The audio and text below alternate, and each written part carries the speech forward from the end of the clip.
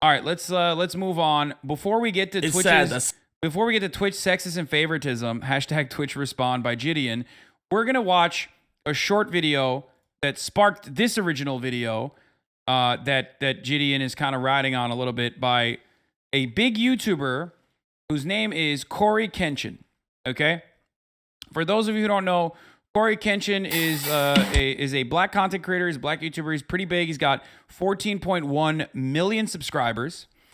And his latest video, which was trending, which was #1 on trending, and then last night it was #3, now it's number 32 on trending, which accrued more than 5 million views over the course of 2 days, is about YouTube racism and favoritism. CoryxKenshin makes, from what I understand, he makes YouTube Let's Play videos. That's just, you know, that's what YouTubers call video game streams. And he seems like a cool dude. He seems like a very cool dude. And he made this video after he played. He did a Let's Play video on he did a Let's Play video on what's the game he did? Fucking the Autopsy, right? What is it? The scary game that I'm actually gonna potentially play as well. Mortuary Assistant. Sorry, it's an independent horror game by the name of Mortuary Assistant. Okay, thank you, chatters. I want to play it as well. It's very scary from what I understand. It's right up my alley. But one thing I have to mention before we even move on to anything else is that from what I understand, Cory is so family friendly that he goes above and beyond what other content creators on YouTube aren't even doing, where he even basically will bleep out curse words in the game itself. He is very family friendly. I mean, he's got 14 million views. He's one of the largest YouTubers on the planet, obviously. And yeah, someone in the chat said, I let my 13-year-old watch him. Exactly. He is very family friendly. Oh, yes, he watched the Charlie vid. No, I didn't. If I had watched the Charlie video, or if I had watched the Ludwig video, they wouldn't show up on my recommended as new, okay? Why is it that, like, every time I arrive at something that's going on YouTube, I have to have seen Moist Critical's video or Ludwig's video? Why can I have not seen the video on my own? Jesus fucking Christ. Stop self-reporting, okay? Chatters. You probably watch those things. Now I'm going to give you my take. Now, what ended up happening, and I'm going to actually show you this video because it explains it perfectly. I'm going to try but what ended up happening is that he made this video called YouTube Racism and Favoritism. Best to articulate this video as thoroughly, as plainly, as eloquently as possible. I don't want there to be any lost context. I don't want to just look like I'm coming out of nowhere, having a temper tantrum because these things are happening. The allegations I am levying towards YouTube are extremely serious, and I'm taking this video extremely seriously. YouTube, you guys either play favorites, you are racist, or it's a mix of the two. These are the three options, YouTube. Which one is it? Here's my proof. I've been doing YouTube a long time, okay? I never want to be that guy, oh, it's because I'm black. Oh, these issues are happening because I'm black. There have been certain situations that I looked at kind of funny. I said, it could be because of that, but nah, I'm not trying to press that. I don't want to build that narrative around my YouTube channel. This time, I can no longer let it slide. This is the situation. August 18th, I uploaded The Mortuary Assistant. A lot of you would know it got age restricted because the following video I did, I let you guys know it got age restricted. YouTube didn't tell me why. I saw that all these other YouTubers were playing The Mortuary Assistant and only my video seemed to be age restricted. And I looked for like an hour, 2 hours. I was scrolling all different types of people's video. No one else's was age restricted. So I appealed the restriction. Hey guys, I'm not sure why mine got age restricted. Could you look into this? Typical. Appeal rejected. Classic. They doubled down. The policy team said, no, Cory, your video is restricted for good reason. We're not going to tell you why, but it's restricted. That's our final decision. Classic. I said, Okay. I get with my YouTube rep. I send him an email. Hey, could you look at this? This is some weird stuff going on. Only my video got age restricted. My YouTube rep, who isn't on the policy team, he looked at my video and he said, hey, it could possibly be this part at the end where the woman was battling some depression. And I'm just going to leave it there, lest this video also get age. Yeah, so there was a depiction of suicide, from what I understand, in the mortuary assistant game, okay? This is an understandable piece of content that YouTube would 100% age restrict. It's one of those things. If you know anything about these platforms and the terms of service, you know that they're very vague, and they're very vague on purpose, so you can have some leniency for certain content creators, because contextually speaking, banning free speech is a very difficult endeavor, something I talk about all the time. Now, having said that, before you move on to Logan Paul, and before you move on to anything else, okay? I don't know every single video that he went through. I didn't look through every single video that he went through to see if the depiction of suicide was in all of those other videos that he's referencing. Okay? It would be an important thing, but there is more to this. That would be important to find out. But there's more to this, because there was at least one person that he found that was a sizable content creator that had not been age restricted, despite having that exact same scene. Age restricted just because I'm talking about it. So I looked at that part. Stop saying letting him explain. I've already watched this video. I'm doing a YouTube video describing to you and also everyone else that will maybe watch this YouTube video what he is going to describe. I already watched this video. Shut the fuck up, chatters. Okay? Shut up. I know you watched the YouTube video as well. Okay? Shut the fuck up, you dumb motherfuckers. Can I just please do commentary without you coming in and be like, I know better. He's going to say it. Let him talk. The first thing I did was try to find other YouTubers who had that part, or at least a part similar. Now, Markiplier, I don't know if you'll ever see this, but I just want you to know I have a lot of respect for you, and I didn't mean to drag you into the middle of this. Your channel just happens to be a great reference point because A, you're a really big YouTuber, and B, you're not black. So I can look at your channel, and then I can look at my channel or look at anyone else's channel and make sure that the things in the games that you play, that they're enforcing the rules equally to everybody. So I go to Markiplier's Mortuary Assistant Part 3, and he had the same situation going on, and his video wasn't age restricted. So I send the video to my YouTube rep. I say, hey, Markiplier has this situation in his video, but his isn't age restricted. Could you say Markiplier always gets dragged into YouTube moderation controversies? Now, I don't know enough about Markiplier to speak on this, but I have talked to other YouTubers. I've talked to other people about this. The reason why Markiplier gets dragged into it is because YouTube is favoritist. They do apply favoritism to their content creators. Markiplier is an unproblematic YouTuber who does Let's Play video gaming videos, and he's huge. Okay? One of the largest YouTubers on the fucking face of this planet. So because of that reason, and because he's unproblematic and otherwise a good person overall, YouTube, of course, is perfectly fine with having someone like Markiplier be their favorite content creator. Okay? He's the perfect poster boy. He is the perfect poster boy for YouTube. And there's nothing wrong with that, for the record. It's not his fucking fault. Markiplier isn't family friendly. There's cursing and everything. He's just never said the N-word in general. Yes. And this is actually the larger point that I want to make. You've arrived at the correct point, chatter. Because Markiplier is white and doesn't say the N-word, the bar is super fucking low for white content creators in becoming the face of YouTube.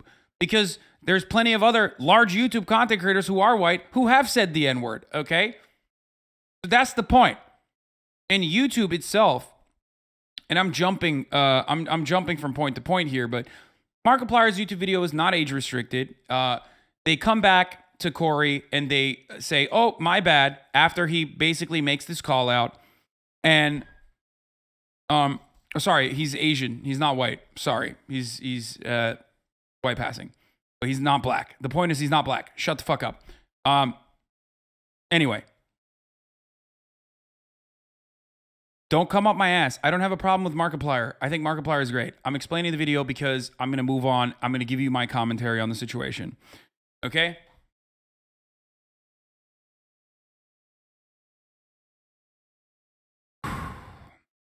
so incredibly difficult doing, especially when it's a situation that isn't like immediate, and it's something that a lot of fucking dumbass chatters know enough about, so they can like chime in and chirp and fucking do the thing. It's like me playing a video game. You know more about the video game than me, so you like can't shut the fuck up in the chat. You gotta chirp, chirp, chirp, chirp. Trying to ignore the chat as best as I can. Okay. So it's not Markiplier's fault that he's a good person, a good content creator, and therefore one of YouTube's favorite sons. Okay? It's not his fault at all. As a matter of fact, in the past, Markiplier had a similar situation with Charlie. Most Critical's YouTube video was actually age restricted or got hit with the demonetization, whereas Markiplier's YouTube video that featured a similar thing did not, and Markiplier actually fucking posted, said fair is fair, I had this too. YouTube actually ended up clapping both Markiplier's video and Charlie's video. This happens over and over again. This has happened time and time again. Okay? And it's happening here as well. Why? Because there's favoritism. However, in this circumstance, the question that Cory poses is racism also a factor? He mentions certain things. Especially after he gets upset. He has a certain set of questions which I think are pretty adequate, especially because YouTube goes, "Hey, sorry, but you know, we fucked up," which pisses him off further. He was excited. And they removed it. Now, my YouTube rep, he was excited. He was, oh, great, this is awesome. Look, Cory, they took the age restriction off. I said, why? I expected them to triple down and give Markiplier an age restriction too. But they looked at Mark's video and they used that to verify my innocence. So I send my YouTube rep a lengthy email detailing my feelings about the entire situation, feeling like there was some favoritism at play. There was either that or some racism at play, and that I would like to sit down with the policy team and figure out why my video was flagged in the first place. Actually, number one, was it automated or was it a human that age restricted it in the first place? Number two, who was the human reviewer? Because it's a human reviewer once you submit an appeal. Who was the human reviewer that doubled down and rejected my appeal? Number three, why did it take Markiplier's clip in order for them to reverse the decision? My YouTube rep gets back with me. He wants to hop on a call. We get on the phone for about 10, 15 minutes, and I tell him, I've been feeling like this for a long time. I've been feeling like every single time that I come back to YouTube, I'm #1 trending for a few days, and then they find some arbitrary issue. They nitpick and they try and find something that they can incriminate me for and try to push me down. You don't believe? Okay, so this part was really interesting for me, and this is something I asked questions about further with other content creators who are very deeply knowledgeable on YouTube. One of the things I asked was the #1 trending situation. Now, the trending tab, as we all know, used to be, way back in the day, just whichever YouTube video had the most views. That changed relatively quickly, but now the trending tab is a mixture of like whichever YouTube videos are popping, but also there is a manual control over what gets put on the trending tab. Now, if YouTube, there is a human component to it, right? If YouTube did not want him to actually thrive or succeed, they probably wouldn't allow any videos of his to ever make it on the trending tab, right? Like if that was their ultimate goal. I think YouTube also likes showcasing diversity as long as it's not like, you know, the face of the company, but always loves beefing up diversity initiatives, making it seem like they care about the LGBT community, making it seem like they care about, you know, they're black content creators or brown content creators. That's certainly something that YouTube wants to present themselves as doing. It's marketing for the most part, but YouTube undoubtedly has to do that now, partially because everybody does it. Okay, and this video itself went on #1 trending. But also, they have to do it because One, everyone does it. Everyone does the liberal, aesthetics, pandering to diverse audiences and whatnot. But the other reason why they have to do it is because YouTube undoubtedly was racist and still is incredibly racist in its content moderation. It's just the fucking truth. What do I mean by this? Because I know that I even after talking to some people like Ludwig, for example, there was a side of YouTube that they had not even thought about. A side of YouTube that I'm from, that I actually grew up in, basically. Political YouTube. The largest consistent content creators on YouTube aren't necessarily iShowSpeed, that have been around for a very long time, way before iShowSpeed even existed. The largest live streamers on YouTube are not people like Dr. Disrespect. They're people like Steven Crowder, very famously recreated the George Floyd execution. Well, didn't actually recreate it because he was too much of a pussy to do so.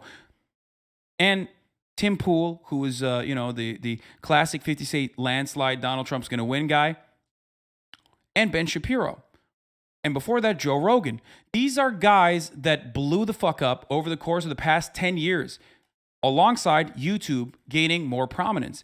YouTube did not do anything deal with not only these guys, but also all of the Gamergate adjacent content creators, all the neck-bearded, quartering style, Sargon of Akkad, and even way worse, literal fucking Nazis on their platform. And they knew about it. They knew that this was happening on their platform. They let it thrive. They did not try to tweak the algorithm. They did not try to stop it. They didn't try to do anything about it. Do you want to know why I know that?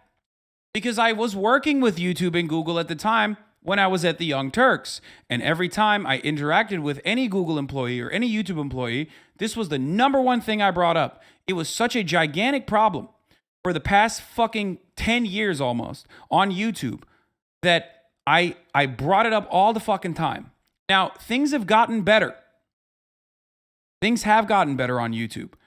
You no longer have like overt, openly Nazi content creators gain prominence. They still have their accounts and whatnot, but it is never, it's not as powerful or as prescient or as popular as it used to be. But there was a time and place where YouTube had a alt-right rabbit hole. Okay, you could very easily fall down it. Some of you in this community probably fell down it back in the day in the Gamergate era.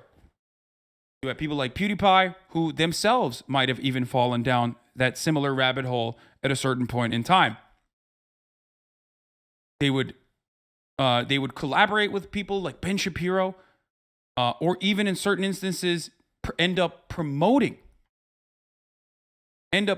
literal Nazi accounts like that ER guy who was who used to make anime videos, who was a straight up Nazi, like an actual straight up fucking Nazi. That was basically that era of YouTube makes what you see with Andrew Tate look laughable.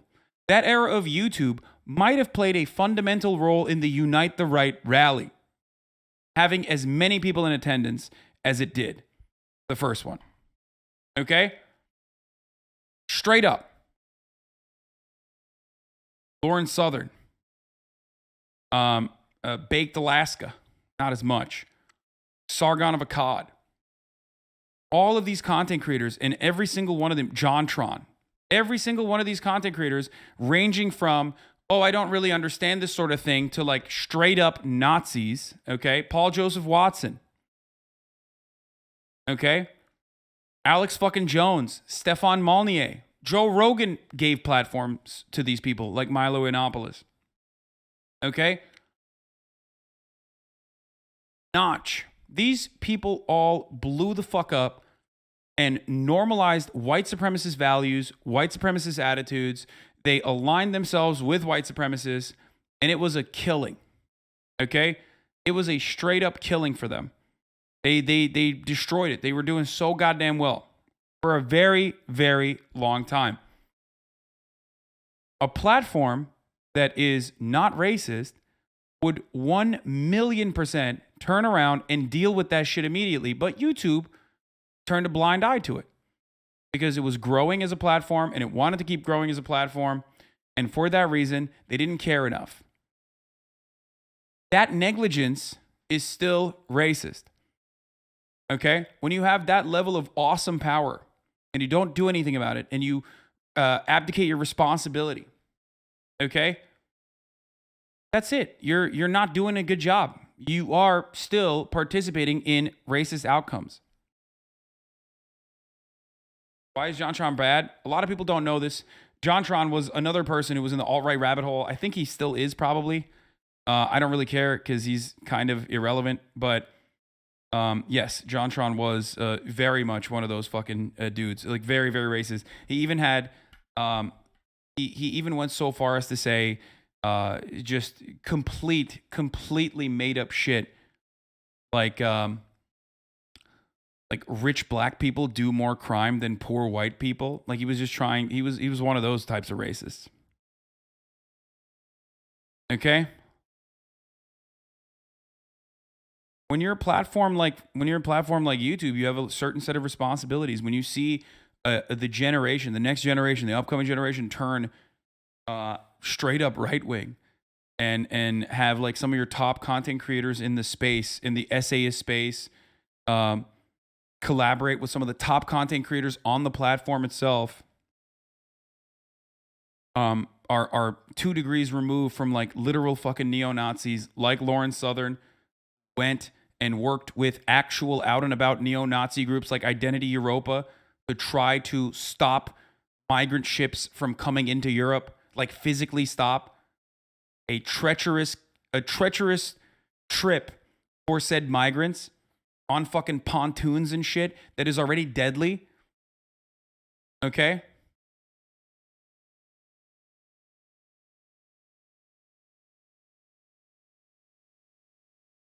You're basically offering a platform to Nazis when you don't do anything about it. Okay? They tweaked it to feature more marginalized views. Used to be all roads led you to the most popular vids called Gangnam Style Problem. So they mixed in less popular vids, which led to far right vids. Algo tweak happened just before this era you speak of. Anyway. There's definitely a difference between someone like PewDiePie and JonTron, though. Yeah, for sure. I've talked about this many times. PewDiePie himself had really good takes about like, he has combated back in 2016. PewDiePie was going on podcasts combating the misinformation about Muslims in Sweden. Like he literally was openly anti-Islamophobic. And then a couple of years later, he was putting Ben Shapiro on. A couple of years later, he was putting ER as which is a straight up Nazi channel. In his like 100 million subscription video promoting them. You know what I mean? Now he's no longer in the public spotlight as much, and I do think that he probably is no longer as I don't think he has the same attitude that he once did. But I can never know. I don't know.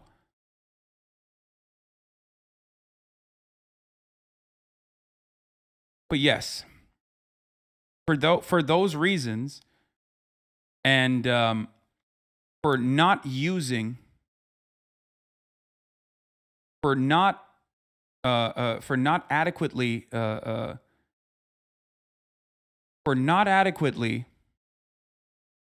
applying their terms of service, which already existed,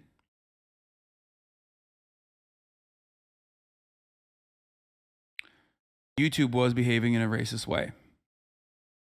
Believe me? What happened the last time I came back and I was #1 trending for like a week? They copyright struck me for a video that was in 2019 or something like that. Why don't these issues ever crop up when I'm not uploading? I mean, I'm not on YouTube like 9 months out of the year. Nothing ever happens until I come back and I start uploading again and I'm getting my numbers, they're climbing, they're exploding, I'm #1 trending, and then they're like, hey, we need to stop him. We need to, this black man, he's getting too many views. He's getting too much exposure, too much activity. Hold that thought.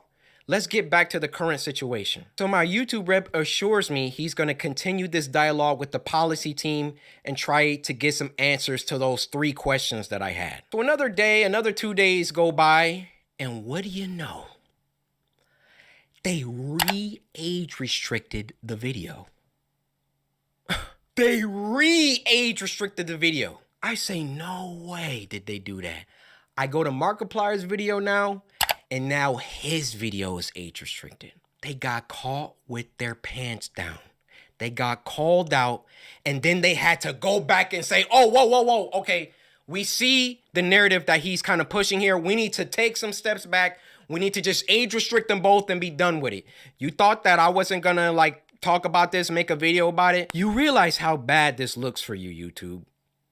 You realize how unfair this comes across. I, in all my years, have never seen a video get age restricted, de-age restricted, and then age restricted again. Have any of you ever seen that happen before? They saw that I saw that there was some unfair stuff going on. So then they tried to appease me by de-age restricting the video. I say, wait, why are you doing that? Because I sent Markiplier's clip. And then they say, oh, okay, well, let's just age restrict them both. Why is my channel so much more heavily scrutinized than my peers? My peers, and when I say peers, I mean people around my level, around my view count, just to keep it simple. Why is my channel so much more thoroughly scrutinized? Especially so when I've been #1 trending multiple days in a row, which I've done multiple times. And every single time I start to get an uptick in traction, an uptick in activity, here comes YouTube coming through. Hey, let's get him for that video from 2019. Yeah, you see this, Corey? No, this is bad. It wasn't bad the 9 months that I was off the platform. It was only bad when I got back and I was #1 trending. This situation was only bad because I've been #1 trending since I got back. Every other YouTuber has uploaded the Mortuary Assistant. And now they're about to start putting in some age restrictions because I called them out on some unfair behavior. Now, I realize that when you call someone a racist, that's a very, very serious accusation. And for that matter, how do you expressly prove that someone is a racist? I mean, unless they're spamming the N-word in the chat. How do you really know? And admittedly, I cannot 100% prove that race had everything to do with this.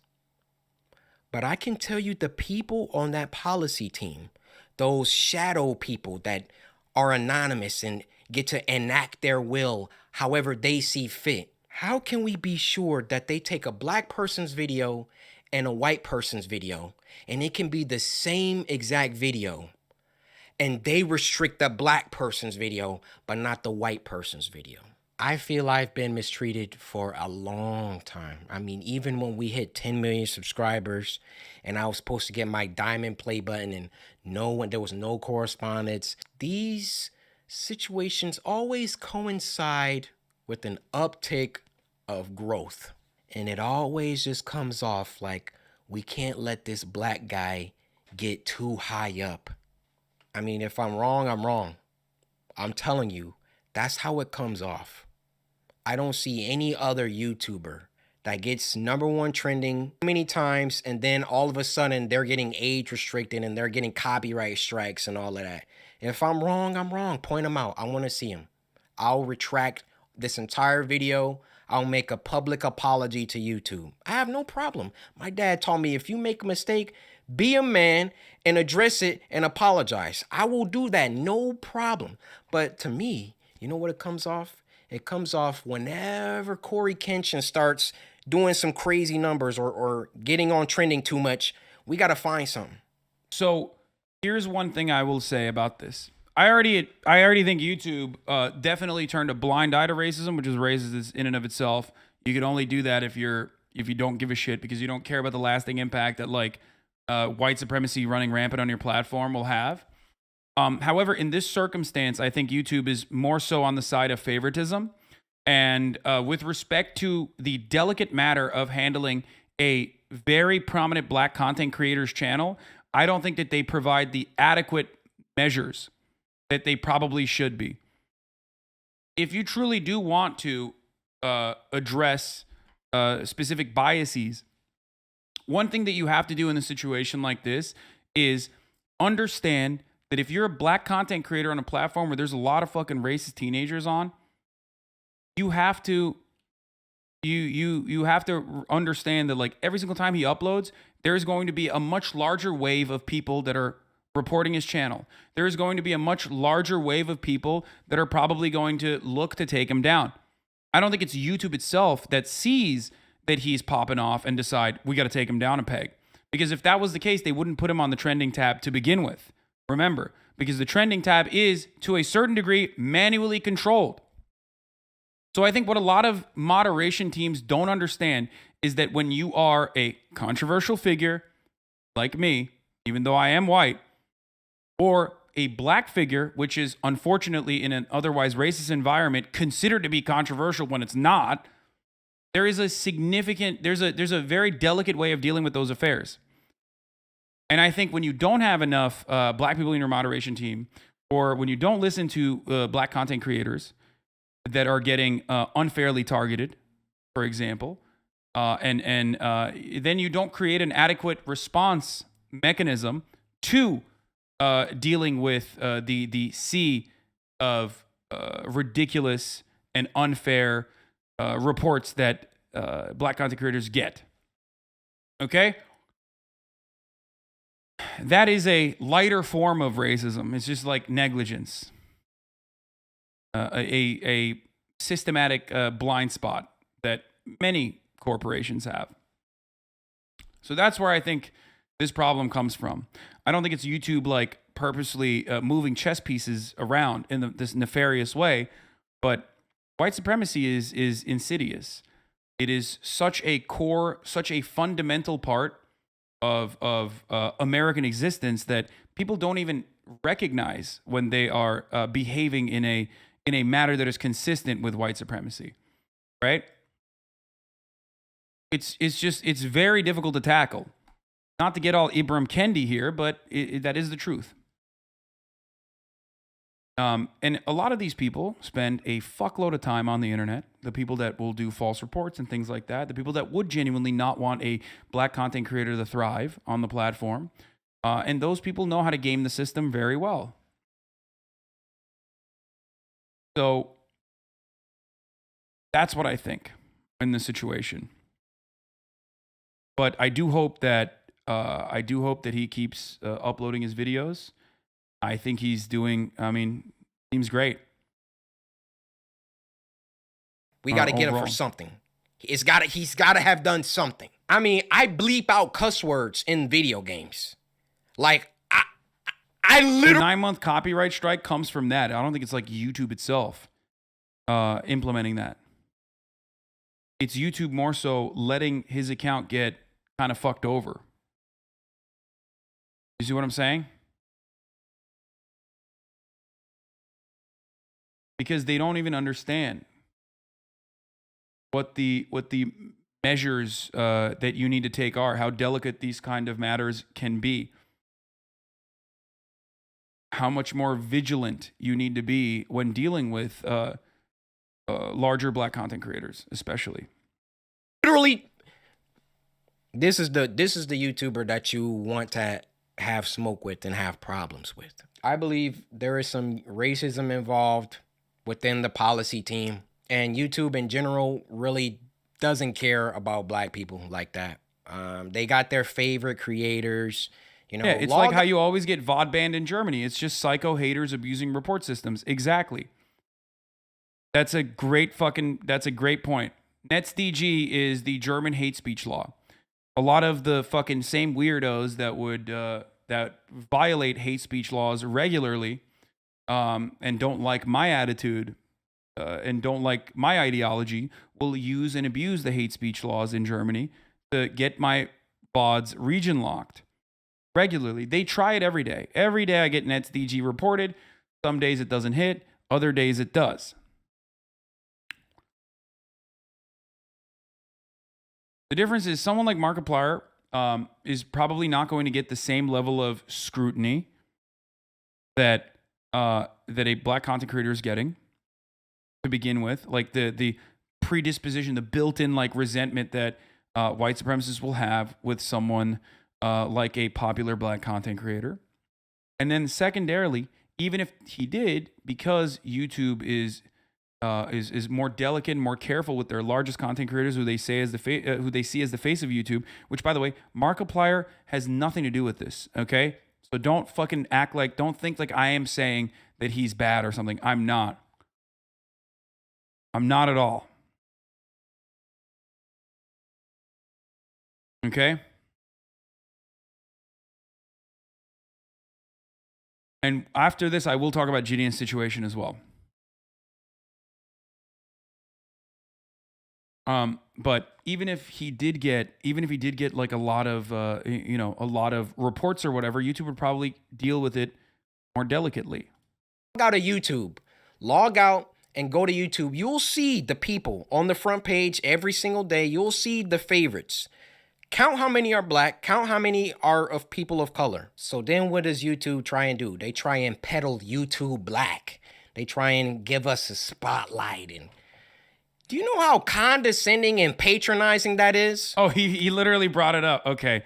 This is what I was going to say. Like, yeah, that is a very apparent diversity initiative that is just pandering. It's the same energy as YouTube consistently banning LGBT content creators or demonetizing LGBT content creators so that they, like, to a degree where it's like impossible for them to fucking exist in this environment where they can make money, right? And create content, even if it's helpful, right? I mean, this is something that LGBT YouTube community members and like left tube content creators, bread tube content creators have seen and experienced for a very, very long time. It's almost the exact same problems because it's coming from a place of like people abusing the false reporting system and YouTube not having the adequate way of dealing with that false report system.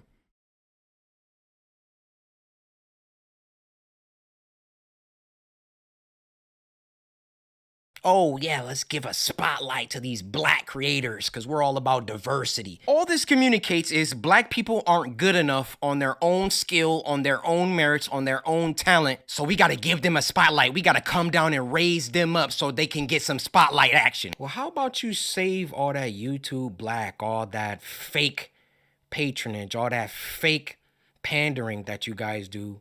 And when you have a black creator coming to you repeatedly saying, why am I being treated differently than other creators? And then you come back and, oh, we got to age restricted. And then, oh, no, he's on to us. Okay, we got to age restrict them both.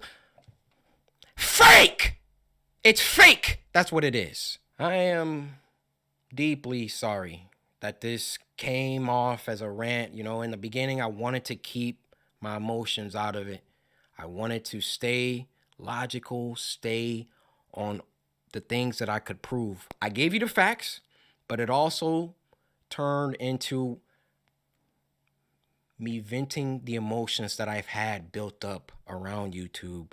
Ironic that I have to upload this on YouTube, but where else am I going to upload it? I worked hard. I built this community from the ground. It's taken me over a decade. Mark has definitely gone to bat for people who sees being treated unfairly by YouTube. A smaller YouTuber got a strike, not a copyright, but 3 strikes for a clip he reacted to. A clip Mark also reacted to, and Mark says either remove the strike or give me one, and they gave him one and then remove both. Shit is whack. Yeah, no, it's just ridiculous to do. And I would have just hoped that the playing field was fair and that, hey, if I did something bad, then everybody else who also did that thing should get punished too. Is that unreasonable? Bro, he's apologizing for talking about smaller creator. Wait, that's Charlie? That was the Charlie situation? You're so funny, dude. Charlie, the smaller content creator. Okay, listen. The reason why he has to apologize is because he's on fucking YouTube, okay? And when you're a content creator on YouTube, you gotta apologize for the sensibilities of a relatively fragile white base of watchers. Okay, if there's one thing that white people fucking absolutely cannot stand more than anything else, it's a black person saying something is racist. Okay, there's just a part of fucking white people that just like Their brains break when they hear it. They're like, oh, well, hold on now. It's just, it is how it is. And especially when you're on YouTube, you definitely got to apologize for it. It's the same as like the whole free speech energy. Okay?